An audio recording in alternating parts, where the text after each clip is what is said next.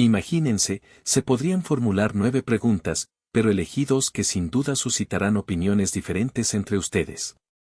El primero va dirigido especialmente a usted, señor Munger, aunque el señor Buffett también tiene mucho que aportar. ¿Cuál sería el nivel ideal de tributación sobre las ganancias de capital para garantizar la salud económica a largo plazo de una sociedad? Es más, ¿ese mismo porcentaje sería también el más justo? ¿O la justicia va más allá de la simple eficiencia, buscando otros objetivos que el Estado debe perseguir? Ahora, una segunda pregunta, que surge de un escenario muy concreto. Soy el director ejecutivo de una fábrica de antorchas industriales, una de esas empresas que mueven las fábricas de Estados Unidos. Nuestra producción va a la par de la industria pesada del país. La pregunta es, ¿está de acuerdo con la idea actual de que la era de la industria estadounidense clásica ha quedado atrás? ¿Que no podemos competir a largo plazo con países con mano de obra barata?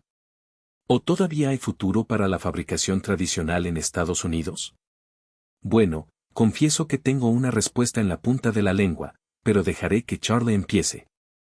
Siempre tiene una forma clara de ver las cosas. Sobre la cuestión de los impuestos a las ganancias de capital, la respuesta no es tan complicada como parece.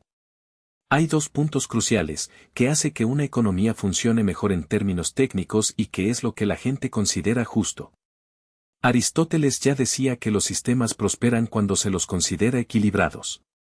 Una sociedad funciona mejor cuando las diferencias en la recompensa se perciben como razonables. Ahora, imaginemos un escenario en el que alguien trabaja 90 horas a la semana como taxista, sin seguro médico ni seguridad, mientras que otro pasa sus días en un club de campo, viviendo de dividendos en acciones que nunca trabajó duro para generar. ¿No se consideraría eso profundamente injusto? Incluso si, en teoría, este sistema pudiera tener cierta eficiencia económica, sería insostenible para nuestra civilización. Por lo tanto, sostengo que debería haber algún impuesto sobre las ganancias de capital. ¿Pero cuál sería la tarifa justa? Creo que es un poco más pequeño que el actual, pero no mucho. Y Patrick, quien me hizo esta pregunta, es un exboxeador de peso pesado que recientemente completó un doctorado en Stanford, con una tesis de 700 páginas que, curiosamente, toca este tema. Me presentó una forma interesante de analizar cuestiones como esta, algo que me recuerda al filósofo John Rawls. La idea es sencilla, imagina que tendrás que nacer dentro de 24 horas, pero no sabes en qué condiciones. No sabes si será hombre o mujer, blanco o negro, sano o con alguna discapacidad, rico o pobre, nacido en Estados Unidos o Afganistán. Tendrás el poder de definir las reglas económicas de la sociedad en la que vivirás, y estas reglas se aplicarán a ti, a tus hijos y a tus nietos. Pero hay un detalle, no tienes idea de cuál será tu lugar en este mundo. ¿Qué tipo de sistema crearías? Probablemente buscaría 2 cosas.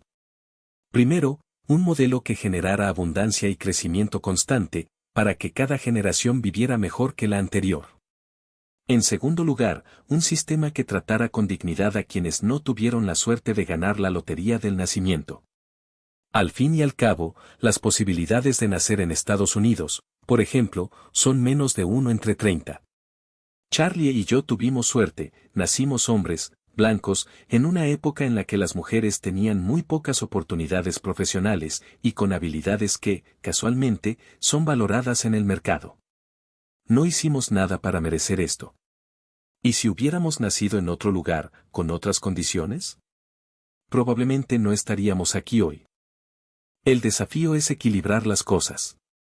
Queremos un sistema que anime a personas con talento, como Bill Gates o Tom Murphy, a utilizar sus dones para crear riqueza e innovación. Sería un terrible desperdicio si se quedaran atrapados en trabajos mediocres solo por una obsesión igualitaria. Pero también debemos asegurarnos de que aquellos que no tienen tanta suerte no sean condenados a una vida de privaciones. Después de todo, lo que define si alguien prosperará o no es a menudo solo una cuestión de suerte. Y una sociedad justa no puede ignorar esto. Los afortunados que tuvieron la oportunidad de prosperar.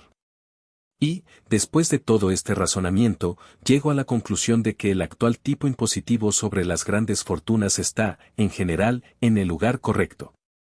No veo, entre la gente que conozco, y he conocido a muchos, talentosos y ricos, aunque las dos cosas no siempre van juntas, a nadie que haya abandonado el espíritu empresarial o la innovación debido a una tasa impositiva del 28%. Simplemente hacen lo que aman. Y es precisamente porque aman lo que hacen que destacan. Nunca he visto a un gran creador o un visionario renunciar a construir algo extraordinario solo porque el gobierno se queda con una parte del resultado. Al contrario, muchos de los que pagan impuestos mucho más altos son los mismos que más contribuyen a la sociedad, ya sea creando empleos o desarrollando tecnologías que mejoran vidas. En cuanto a la evolución de la sociedad industrial, el mundo avanza de una manera que recompensa a quienes se adaptan y hacen lo que mejor saben hacer.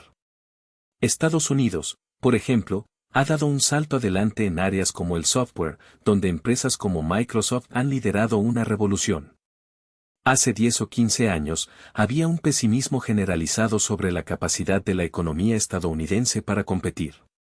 Hoy, con una tasa de desempleo inferior al 3% en estados como Nebraska, es difícil ignorar el contraste con Europa, alguna vez considerada nuestra mayor amenaza, o Japón, que parecía imbatible. Lo que marca la diferencia es la capacidad de reinventarse.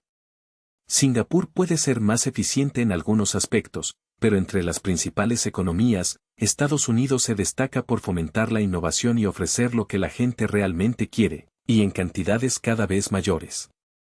No veo ningún sector como intocable. Lo que considero sagrado es la innovación, la producción de bienes que mejoren la vida de las personas, el mercado que recompense a quienes están dispuestos a trabajar duro. Y no me den la idea de que estos emprendedores trabajan poco. Bill Gates no construyó un imperio tomándose largas vacaciones. Roberto Goizueta, de Coca-Cola, o Michael Eisner, de Disney, no llegaron a la cima trabajando semanas laborales de 40 horas. Dedican 70 u 80 horas a la semana a lo que hacen y lo hacen porque creen en lo que están construyendo. Este sistema funciona. No es perfecto, pero es lo que permite que un talento excepcional convierta las ideas en realidad. Ahora bien, cuando se habla de justicia y equidad, es imposible no mencionar a John Rawls, el filósofo de Harvard que domina el debate sobre el tema. Es, sin duda, uno de los pensadores más influyentes de la actualidad, pero, en mi opinión, su obra ha tenido un efecto nocivo en la forma en que vemos la sociedad. Rawls sabe mucho de filosofía, pero poco de ciencia, poco de economía y aún menos de cómo funcionan realmente los sistemas. Su visión de la justicia es elegante sobre el papel, pero ignora la complejidad del mundo real. Se centró demasiado en teorías abstractas y muy poco en la experiencia práctica. No estoy diciendo que sus conclusiones sean inútiles, después de todo, su punto de partida, la idea de que debemos pensar en la justicia desde una posición de ignorancia sobre nuestra propia suerte, es brillante. Pero eso es todo lo que es, un punto de partida. El resto son especulaciones. En cuanto a la pregunta sobre la industria y los desafíos que planteó Patrick, por cierto, se encuentra entre las mentes más agudas que he tenido el placer de escuchar, es un tema demasiado complejo para tratarlo aquí. Hay límites a lo que podemos discutir sin caer en simplificaciones peligrosas. Lo que puedo decir es que el equilibrio entre incentivos y justicia nunca será perfecto, pero es un error creer que podemos solucionarlo simplemente con más reglas o más impuestos. El mundo no funciona así.